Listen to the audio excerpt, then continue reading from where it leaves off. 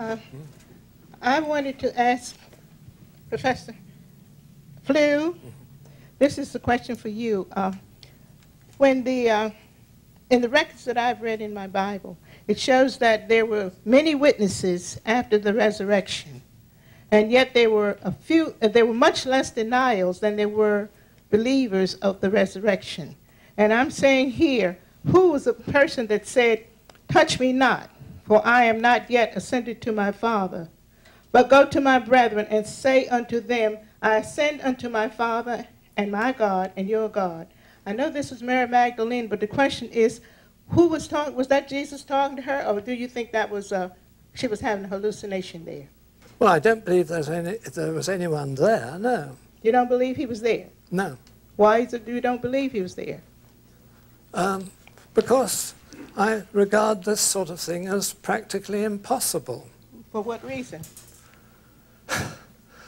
Well, it's a matter of the whole development of natural science. And, of course, it's only because you think that this sort of thing is normally impossible that you think there was something remarkable about a particular case where you believed that it happened. Let me ask you a question to follow up. Thank you very much. And that would be that, let's take Gary's illustration of the Walmart phenomenon, and let's say that one of your friends was just like that, and the friend did see you, and you did see the friend, and then your wife saw that friend, all right? Now, where does evidence come in versus your philosophical viewpoint? Would you then, I mean, how would you persuade a friend at school that holds the same view when you actually saw it? In other words, there wouldn't be any way then, would there? Right. What am I supposed actually to have seen? Let's say that you saw somebody come back from the dead. They You appeared at Walmart. saw a buddy, and you have a lot of evidence that he's there, but you were at his funeral a week earlier. How much evidence would it take you to, you know, what would you do to deny your own senses if he were in front of you?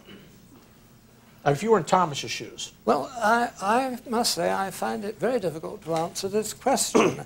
I mean, if you describe a situation which everyone here believes is altogether impossible, and then to ask me, what would I do if confronted by this?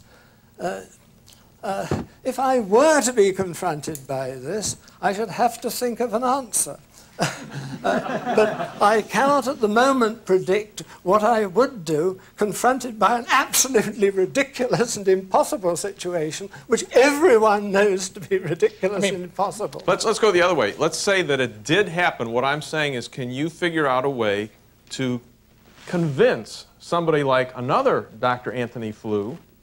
No. When you saw it. So the fact is, you could actually have evidence, but you couldn't persuade that person. I mean, what would you do if you were A.J. Ayer and had a near-death experience and believed in your mind that you stood before the being who was responsible for the whole universe? Well, see, he was in that situation. Yes, I should wonder, really, why this sort of thing, as described by Ayer, should persuade me of such an extraordinary conclusion. But if you thought you were there and stood in front of this light who was responsible for the universe, that might shake you up a little bit. Well, it apparently shook him up. Well, yes, I'm very puzzled about this. Why this should lead Ayer to think he was confronting the maker of the universe, when what he actually says he experienced was some sort of patch of light. I mean, I find this... His reactions are simply unintelligible. I can't understand why a person like Ayer should believe that this experience was sufficient. I would have thought that if you're going to see the maker of the universe, you're going to see something a bit peculiar, you know, somehow dramatic and surprising. But what he says he's seen is the sort of thing that if most people had seen that sort of thing, they'd have said, I saw a coloured patch. You know, why does someone seeing something utterly unexciting, utterly undramatic, say, oh, I thought I was confronted with the maker of the universe. My goodness, I've got to rethink my whole philosophical position. It seems to me this was a reason for thinking that he was getting a little crazy. It's such a grotesque, utterly inappropriate, utterly extraordinary reaction to what he says he saw.